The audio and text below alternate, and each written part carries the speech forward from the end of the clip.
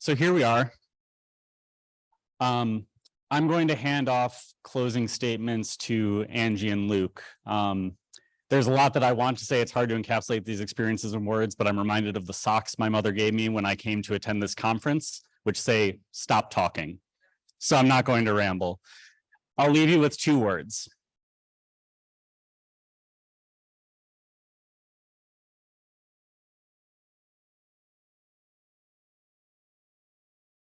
I'm humbled. Good night.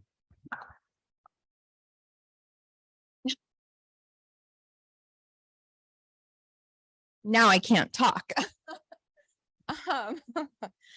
So amazing conference. What a way to end. We've heard so much passion, not only from our patients and their caregivers, but our staff, our volunteers, our scientists, our clinicians, students that are studying this. It's miraculous.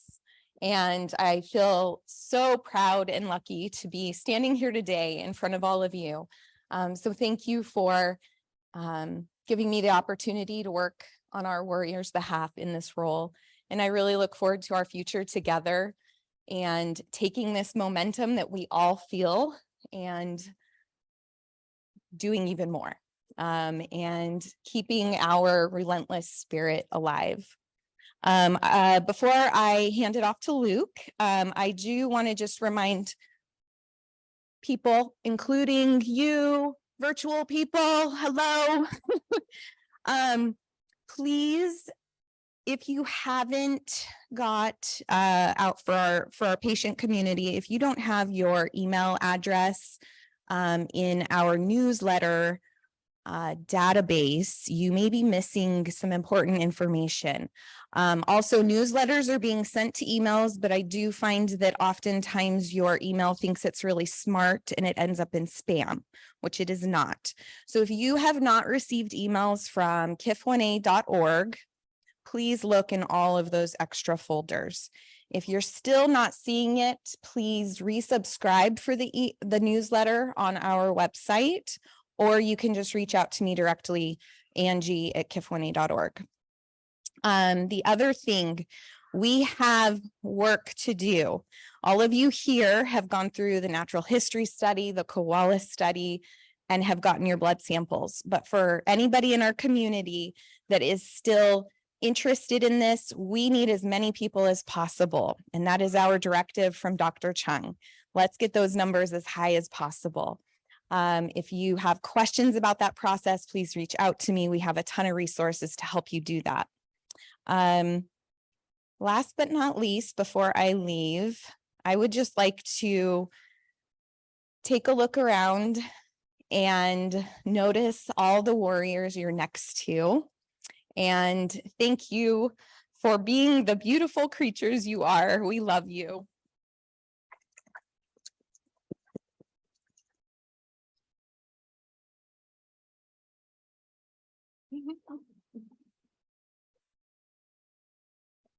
For a group of scientists and a group of people who talk about how we measure things and how we measure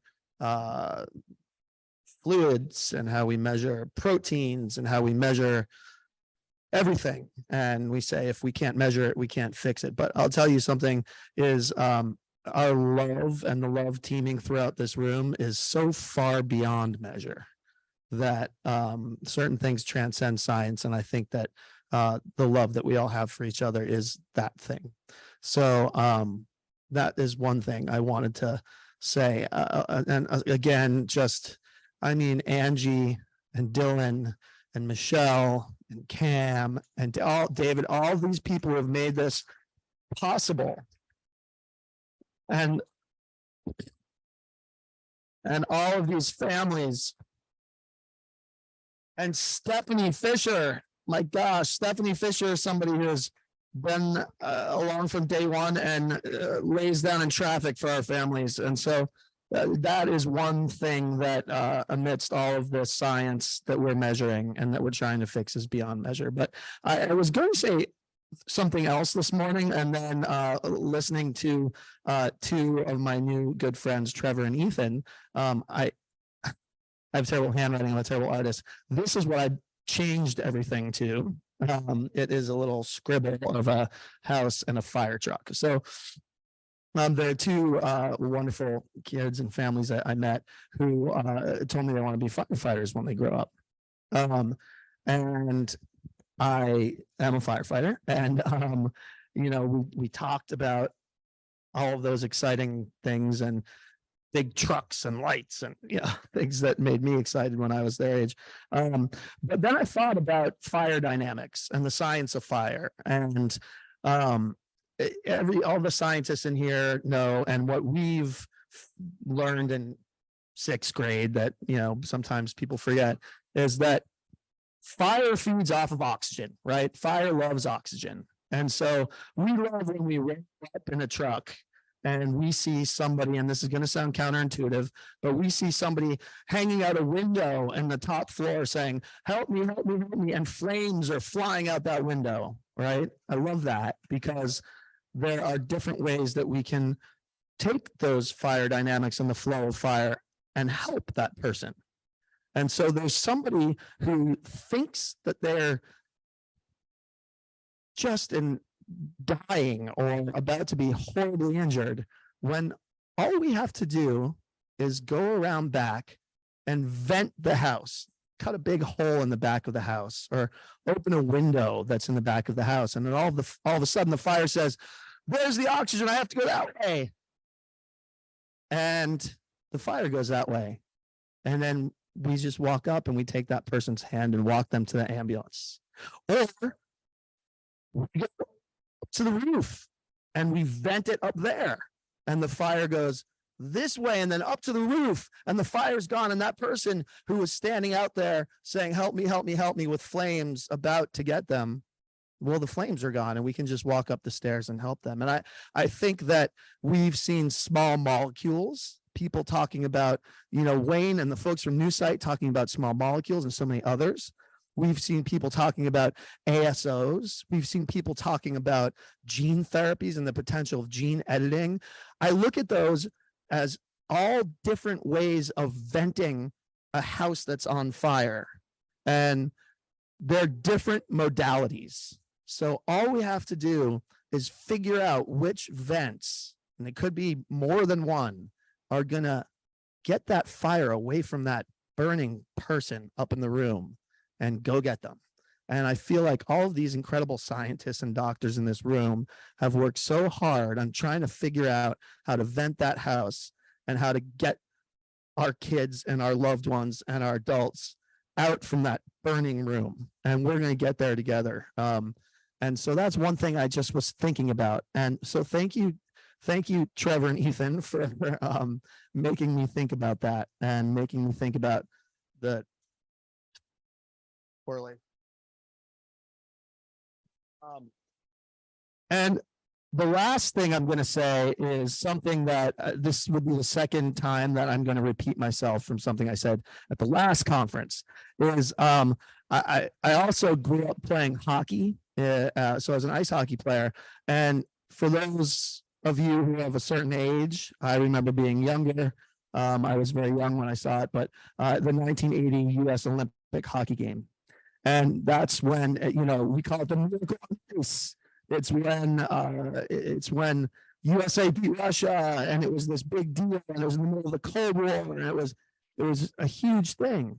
And a bunch of college kids on a hockey team beat this team from Russia, who were these amazing, inconquerable, is that a word? I don't know. These people that no one would ever beat because they were so good. And then these young kids from the USA came together and beat this team. And it was amazing. People were jumping on the ice with American flags, and you think about the miracle on ice, and that's what you think of. But what you don't think of is that wasn't the gold medal game. 2 days later, the US hockey team had to come back and play Finland and win that game to win the gold medal.